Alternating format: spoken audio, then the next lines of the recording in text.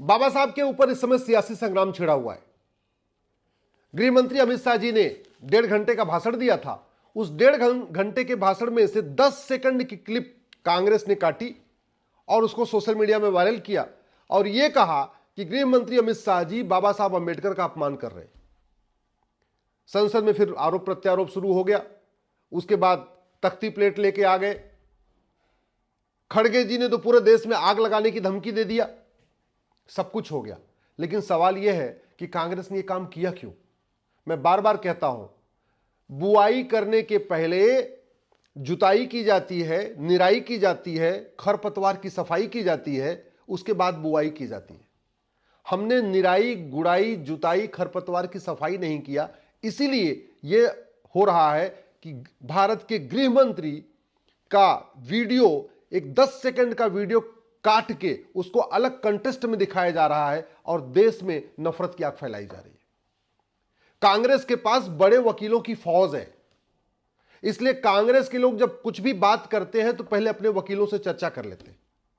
और कांग्रेस के वकील कांग्रेस के नेताओं को बता चुके हैं कि भारत में झूठ बोलना अपराध नहीं है, झूठा वादा करना अपराध नहीं है, झूठ लिखना अपराध नहीं है, झूठी शिकायत करना अपराध नहीं है, झूठी गवाही देना अपराध नहीं है, झूठा एफिडेविट फाइल करना अपराध नहीं है, कुछ भी अपराध नहीं है। और उसी का फायदा उठा रहे हैं कांग्रेस के नेता कि झूठी बातें भी करते हैं, झूठा वादा भी करते हैं, झूठा प्रचार भी करते हैं, झूठे आरोप भी लगाते हैं और खटाखट जैसी स्कीम भी, झूठी स्कीम भी लेके आ जाते हैं।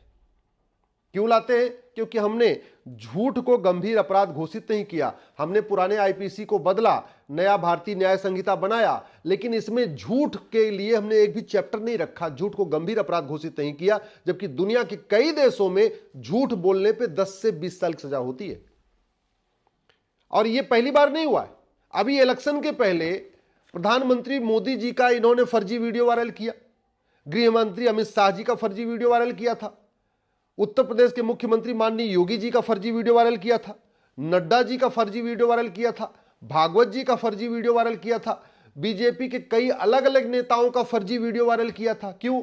क्योंकि फर्जी वीडियो बनाना भी गंभीर अपराध नहीं है, फर्जी वीडियो वायरल करना भी गंभीर अपराध नहीं है। और एक जो कानूनी अड़चन यह भी है कि अगर आप किसी की मानहानि करते हैं तो कोई दूसरा उसके लिए मुकदमा लड़ने नहीं आएगा। जिसकी मानहानि होगी उसी को कोर्ट में आना पड़ेगा, और एक बार नहीं, उसको बार बार आना पड़ेगा। तो इनको पता है कि मोदी जी के बारे में कुछ भी झूठ बोल दो, वो मानहानि का केस तो करेंगे नहीं, क्योंकि उनको वो कोर्ट तो आएंगे नहीं।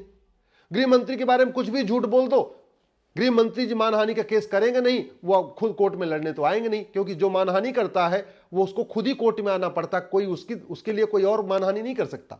उदाहरण के लिए मेरे सामने भारत के प्रधानमंत्री जी की मानहानि होती रहे, बार बार होती रहे, लेकिन मैं कुछ नहीं कर सकता हूं, मैं उनके लिए केस फाइल नहीं कर सकता। उनको खुद ही आके कोर्ट में आना पड़ेगा, खुद ही कटघरे में आना पड़ेगा, खुद ही अपनी गवाही देना पड़ेगा। तो ये कांग्रेस के नेताओं को पता है, इसीलिए वो फर्जी आरोप भी लगाते हैं, फर्जी वीडियो भी बनवाते हैं, फर्जी प्रचार भी करते हैं, फर्जी वादे भी करते हैं, सब कुछ करते रहते हैं। समाधान क्या है? समाधान यही है कि भारतीय साक्ष्य संहिता में सबसे पहले झूठ को गंभीर अपराध घोषित किया जाए। झूठ पकड़ने के लिए नार्को पॉलीग्राफ ब्रेन मैपिंग कानून बनाया जाए, पुलिस रिफॉर्म किया जाए, पुलिस चार्टर लागू किया जाए कि किसी भी मुकदमे की जांच 1 महीने के अंदर कंप्लीट हो जाएगी। जुडिशियल चार्टर लागू किया जाए कि जज साहब को 1 साल के अंदर फैसला देना ही देना है। सिटीजन चार्टर लागू किया जाए कि कोई भी नागरिक न झूठ बोलेगा, न झूठी गवाही देगा, न झूठा एफिडेविट फाइल करेगा, न झूठी विरासत बनवाएगा, न झूठी वसीयत बनवाएगा। कोई भी नागरिक न झूठा आधार बनवाएगा, न झूठा राशन कार्ड बनवाएगा, न झूठा वोटर आईडी बनवाएगा, न झूठा बर्थ सर्टिफिकेट बनवाएगा। एक सिटीजन चार्टर बना के हर सिटीजन की उस पर अंडरटेकिंग ले लेना चाहिए कि मैं ये काम फर्जी नहीं करूंगा। मैं बार बार पहले भी कितनी बार कह चुका हूं, आज कांग्रेस जिंदा है तो घटिया कानूनों के कारण, और जब तक अंग्रेजों के सारे कानून खत्म नहीं होंगे और कांग्रेस के द्वारा बनाए गए कानून खत्म नहीं होंगे, तब तक कांग्रेस खत्म नहीं होगी।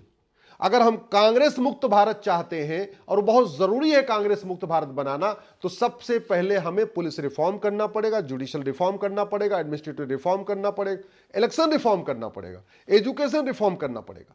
अगर हम कांग्रेस मुक्त भारत बनाना चाहते हैं तो हमें संपत्ति को आधार से लिंक करना पड़ेगा। माननीय प्रधानमंत्री जी ने 2017 में कहा था कि हम प्रॉपर्टी को आधार से लिंक करेंगे। 2024 आ गया, मुझे नहीं समझ में आ रहा है कि वो कैसे काम रुक गया। अगर वो कानून बन गया होता तब तक कांग्रेस खत्म हो चुकी होती, और कांग्रेस नहीं, कांग्रेस के सारे सहयोगी दल भी खत्म हो गए होते। प्रॉपर्टी को आधार से लिंक करते ही समझ में आ जाएगा कि मुलायम परिवार के पास कितनी प्रॉपर्टी है। प्रॉपर्टी को आधार से लिंक करते ही समझ में आ जाएगा कि गांधी परिवार के पास कितनी प्रॉपर्टी है, सोरेन परिवार के पास कितनी प्रॉपर्टी है, स्टालिन फैमिली के पास कितनी प्रॉपर्टी है, अब्दुल्ला फैमिली के पास कितनी प्रॉपर्टी है, महबूबा फैमिली के पास कितनी प्रॉपर्टी है। जैसे ही हम प्रॉपर्टी को आधार से लिंक कर देंगे, फिर पता चलेगा ये जो चप्पल पहन के घूम रहे हैं, खादी का कुर्ता पर धोती पहन पैजामा पहन के घूम रहे हैं, वास्तव में 10-10 हजार करोड़ के मालिक है। और जब आपकी बेनामी प्रॉपर्टी पकड़ में आ गई, उसके बाद एक कानून बन जाए कि काला धन बेनामी संपत्ति 100% जब्त होगी, और जिसके पास आय से अधिक संपत्ति होगी उसको आजीवन कारावास फांसी देंगे। मैं गारंटी के साथ कहता हूं, जिस दिन यह कानून बन गया कि भ्रष्टाचारियों को आजीवन कारावास फांसी होगी, गांधी परिवार खुद ही भारत छोड़ के भाग जाएगा। भगाना नहीं पड़ेगा, खुद ही भाग जाएगा, और भाग जाएगा तो कांग्रेस खत्म हो जाएगी। जिस दिन हमने काला धन बेनामी संपत्ति आय से अधिक संपत्ति 100% जब्त करने और भ्रष्टाचारियों को फांसी देने का कानून बनाया, सोरेन फैमिली भाग जाएगी, जेएमएम खत्म हो जाएगी। जैसे ही अगर हमने भ्रष्टाचारियों को फांसी देने का कानून बनाया, महबूबा और अब्दुल्ला फैमिली भाग जाएगी। जैसे ही हमने भ्रष्टाचारियों को फांसी देने का कानून बनाया, हरियाणा से हुड्डा फैमिली भाग जाएगी। जैसे भ्रष्टाचारियों को हम फांसी देने का कानून बनाएंगे, मुलायम फैमिली भारत छोड़ के भाग जाएगी। जैसे भ्रष्टाचारियों को फांसी देने का कानून बनाएंगे, आपकी लालू फैमिली भारत छोड़ के भाग जाएगी, स्टालिन फैमिली भारत छोड़ के भाग जाएगी, बंगाल से भी कई परिवार भाग जाएंगे। केवल हमें कानून बनाने की जरूरत है। लेकिन अगर इस डर से कि नहीं कठोर कानून आएगा तो हमारे चाहने वाले भी कुछ जेल जाएंगे, तो बड़ी स्वाभाविक सी बात है, धर्म युद्ध में यह नहीं देखा जाता कि सामने से कितने मरेंगे और हमारे कितने मरेंगे। जब धर्म युद्ध लड़ते हैं तो स्वाभाविक सी बात है, जीतने के लिए लड़ते हैं, और उसमें साम दाम दंड भेद कृष्ण नीति अपनाते। भगवान कृष्ण को पता था कि महाभारत होगा तो इधर से अभिमन्यु मारे जाएंगे, द्रौपदी के 5 बेटे मारे जाएंगे, लेकिन उन्होंने इसकी चिंता नहीं किया, फिर भी महाभारत होने दिया, फिर भी हुआ, महासंग्राम हुआ। भाई बड़ी सीधी सी बात है, महाभारत में भीष्म पितामह भी मारे गए थे, द्रोणाचार्य भी मारे गए थे, कुलगुरु कृपाचार्य भी मारे गए थे, कर्ण भी मारा गया, अश्वत्थामा भी मारा गया, दुर्योधन मारा गया, अलग बात है। लेकिन जहां धर्मयुद्ध करना है तो ये नहीं हम कर सकते कि नहीं हम केवल इस डर से कानून न बनाए कि अगर हम कानून बना देंगे तो हमारे पक्ष वाले भी जेल में चले जाएंगे। अरे जेल में जाएंगे तो जाएंगे, लेकिन चोर मतलब चोरों को बचाने के चक्कर में जो डकैत बाहर घूम रहे हैं, कम से कम डकैत तो बंद हो जाएंगे। और एक बार वन टाइम की बात है, एक बार चले गए तो चले गए, लेकिन अराजकता तो खत्म हो जाएगी। इस घटिया कानून के कारण भारत की डेमोग्राफी बदल रही है। घटिया कानून के कारण भारत में लफ्ज़-ए-जिहाद चल रहा है। घटिया कानून के कारण भारत में ड्रग्स जिहाद चल रहा है। घटिया कानून के कारण भारत में घुसपैठ जिहाद चल रहा है। घटिया कानून के कारण भारत में धर्मांतरण जिहाद चल रहा है। घटिया कानून के कारण भारत में जनसंख्या जिहाद चल रहा है। घटिया कानून के कारण भारत के 9 राज्यों की डेमोग्राफी बदल चुकी है। घटिया कानून के कारण भारत के 800 जिलों में से 200 जिलों की डेमोग्राफी बदल गई है। घटिया कानून के कारण भारत में 6000 तहसीलों में से 1500 तहसीलों की डेमोग्राफी बदल चुकी है। घटिया कानून के कारण भारत के बॉर्डर पे जो 300 तहसीलें उनकी 100% डेमोग्राफी बदल चुकी है। तो केवल हम अपने कुछ चोरों को बचाने के चक्कर में अगर हम कानून नहीं बनाएंगे तो 20-25 साल के बाद तो वो स्थिति आ जाएगी जो अफगानिस्तान में आई, जो पाकिस्तान में आई, जो बांग्लादेश में आई, जो कश्मीर में आई।